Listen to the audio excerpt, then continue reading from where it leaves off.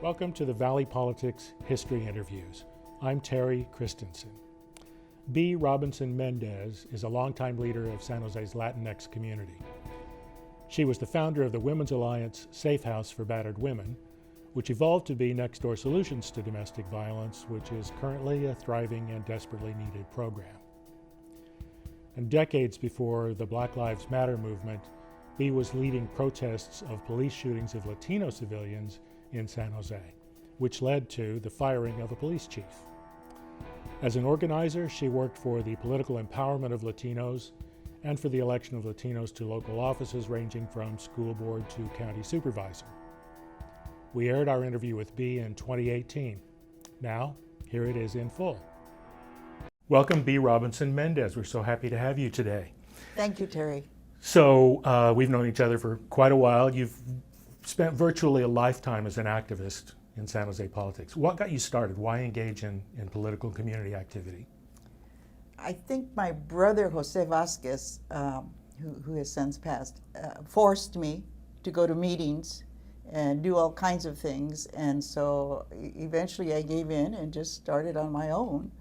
But I did have an experience of domestic violence that pushed me to the starting of WOMA. WOMA, tell us what WOMA, well, first of all, what's WOMA stand for, and then okay, WOMA, what do you have in mind starting it? The organization's name was the Women's Alliance, but we needed a shorter version of that, so we took the man out of woman and called it WOMA. And that was very nice, very, very nice. This is early 70s, right? Early 70s, yeah. Very early 70s. And it stood for a long, long time until now it's called Next Door Solutions. And it was WOMA for, I don't know, until 1988, I think. Exactly. When it became Next Door right. Solutions too. And did you start right in with WOMA on domestic violence? There weren't other organizations around dealing with this at that time. There were no organization was dealing, in fact, in the entire state, there was no organization dealing with domestic violence. The reason we moved to domestic violence is because we opened an office, a WOMA office, and started publicizing our existence, and women started coming in, and the most critical need was assistance with their domestic violence problems. So it started out as basically a women's drop-in center. A women's and center. And you were on Alum Rock? On Alum Rock, yeah. Right on the corner of Alum Rock and 101. 101. Yeah.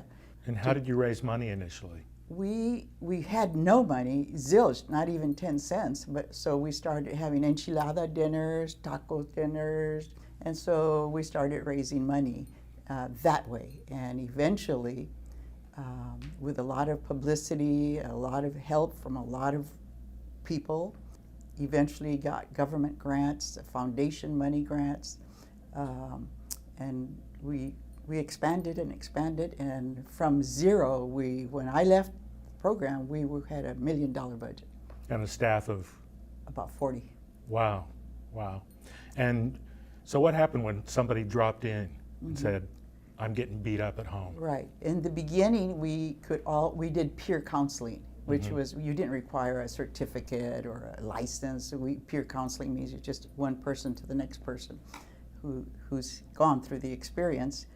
And so we used peer counseling as a mode of counseling. And then we realized that what we needed, the first need, was a hotline. So we started the first hotline in existence for battered women in the country. Wow. And it still exists and still has the same number, by the way. I'm proud of that. We went from answering the hotline, working with police departments, etc., to then trying to place women who were going through the experience in private homes. If we had enough money, we'd rent them a room at a motel.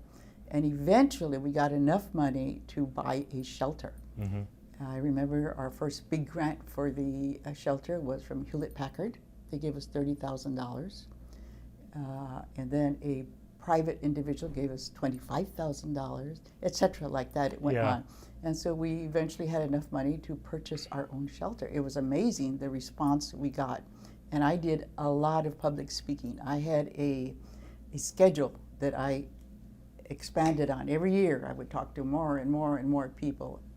Just the sole purpose of it was to let them know about WOMA, the existence of WOMA, and help us raise money. Well, you built an amazing program, and of course Next Door Solutions continues to thrive today, and unfortunately continues to be necessary.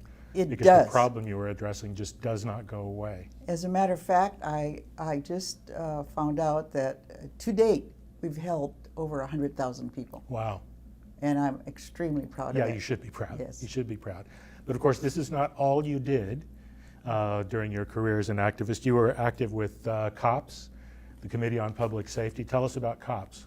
Right. This was a time in San Jose when police brutality was the norm. It just was. If you were black or brown, or even a woman, police brutality was something that just went on, and nobody complained, and if you complained, nobody did anything about it. It said you were obviously wrong, or else you wouldn't have been arrested and beat up. So in that particular time, what happened is a case of not just plain police brutality, but actually a cop murdered a Latino young man. His name was Danny Trevino. And the whole case was known as the Danny Trevino killing. And it really, really struck a nerve with the community, particularly the Latino community, of course. And we created an organization called Committee on Public Safety. And we started going to City Hall council meetings. We would pack that place every Tuesday night. And we swore to the city council that we would be there every single Tuesday until they fired the police chief or fired the officer who actually killed Danny Trevino. It was an exhilarating time because we were able to share our feelings of frustration, of oppression, of discontent with our elected officials, etc. We had marches. We would pack City Hall so bad that they would have to close the doors and shovel people outside and put up speakers. So you and COPS won the fight about firing the police chief. We did. He actually resigned, but he was under a lot of pressure. He resigned under pressure. Right. The police union defended him. Some members of the council defended him. Exactly. But other members of the council were more sympathetic. They were in a tricky position because technically the police chief works for the city manager, not the city council. Not the city council. So they couldn't formally censure him. They tried to, but it got overruled in court. So the council was in a little bit of a tricky position, but clearly only because of the pressure of COPS in the community at large. Robert Murphy was the chief's name. Right. Went. And then we got a chief that you liked more. McNamara was a Joe wonderful McNamara. police chief. He came from Boston, I believe, Irish, who believed in community policing, and a subject that we had been throwing out, and of course city council and the city manager, everybody ignored that. But he was one of the first police chiefs in the nation to practice that ideology. So it was wonderful when he came to San Jose. He became a very beloved police chief by many. So we're getting into the 80s now, and now there's the Latino Issues Forum. What was that about? Why did you need another organization? We needed another organization because there was a lot of needs, particularly in the Latino community, that were not being met. And we needed an organization that could respond to these needs and bring them in a more coherent and academic setting, say, to the elected officials, whether it was county or city, to bring their attention to it, and let's see what we can do about this. And there was 5 areas. We hired actually professionals, people, university professors, etc. One of them we hired was Joaquin Avila, a very noted, very famous attorney, to write. We had 5 areas. One was mental health, the other was employment, the other was juvenile justice, political empowerment, and I don't remember. There was 5. One more. Yeah, one more. The political empowerment is what you focused on, right? Right, yeah. right. And so we had these reports. We had a huge press conference, and we submitted these reports to the different cities and the counties within the county. And I wrote the political empowerment one. I mean, I didn't do all the work. Joaquin Avila did. Yeah. But and that was a help in terms of districting. I mean, that led to a lot of work in district elections. Mm-hmm. Now it's district elections for San Jose Unified School District. That was our first big challenge that we took on and were successful in. And to this day, we have district elections in San Jose Unified So School before District. the trustees were elected at large, At large. and were a lot of Latinos getting elected? No Latinos. Or none? None were Yeah. elected. And then, as a result of convincing, after a long struggle, the San Jose Unified School District, then what happened, that triggered the San Jose Evergreen Community College District to also go district-wide. So that impact is still, to this day, in effect. And previously there'd been no Latinos None. elected to that None. board either. And just a little before this, the city of San Jose changed to district elections for Exactly. city council too, Exactly. which resulted in elected Latinas, a majority of women, first Exactly. African American elected council member. District elections changed a Changed. lot of things, Changed a lot of especially for the things. minority community, Yes. but also for neighborhoods generally, smaller communities within the larger city or school district. And then it gave us a power base. Yeah. That's what it did. And for a lot of people, it was the first rung on the ladder to move up to higher office Exactly. as well. Exactly. Okay, so just these things weren't enough for you. You also had to start the Chicana Coalition. I did. Right? I did. So what was that about? That was started because there was the feminist movement, the women's movement, Yeah. as we all know, was primarily started and organized by white women. And even when Latinas or black women tried to make waves and get into the movement, et cetera, and become leaders, they were rebuffed. So we were feminists, but weren't recognized as feminists because we weren't white. So I said, okay, fine, that's enough of that silliness. So I started the Chicana Coalition, and we would meet, and one of the things we discussed was domestic violence and how that was of prime concern. Now the organization is called Latina Coalition. They changed the name. And Yeah, so that organization continues today. It has things like leadership forums where Yeah. they train women to become to run for office, Yeah. to hold leadership positions, to expand their knowledge of the community, and to step up and be counted. Well, speaking of running for office, you never have. No, No, and neither have I, because we're smart. we're very smart. But you've worked for an awful lot of candidates. Your brother Jose, My maybe brother, was your first one, he right? was the very first one. He ran Juan for Vigil running for city council, Joe Cotto running for assembly eventually. Manny Diaz. Manny Diaz, Pete Carrillo running for city Pete council. Carrillo, yes. So we've had a fair number of Latino candidates, and we've got a big Latino population in the city and the county. Why do you think more Latino candidates haven't been successful? Well, actually, the truth to that is opposite of what you just said. We're very successful in many ways. We have presently at City Council, we have 5 elected Latinos. One of them is the vice mayor, which is a very powerful position. We have Arenas, Sylvia, Yeah, and we have Raul Perales, Sergio Raul Jimenez, Perez, Sergio Jimenez, and Rocha, Don Don Rocha. Rocha. And somebody says Sam Licardo's part Latino too. Really? Somebody said. I don't know. I wonder. I don't know.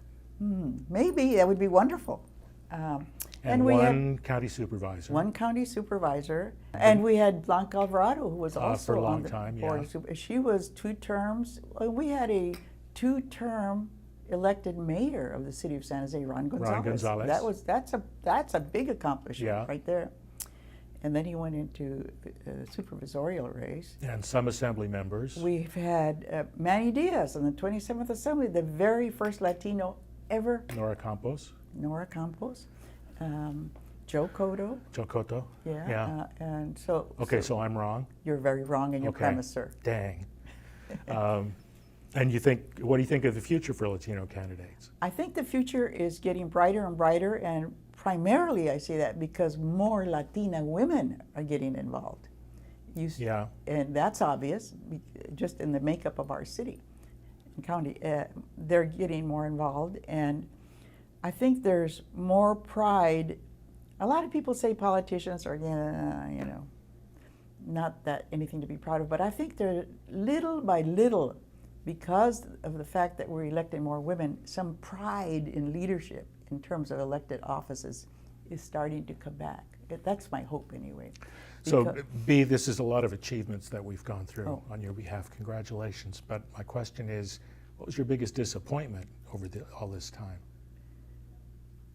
You know, I think I've been extremely fortunate. I had a very loving mother who really, really let me dream and be myself. I must have been a terrible child. I remember scolding her for not knowing the names of all the planets.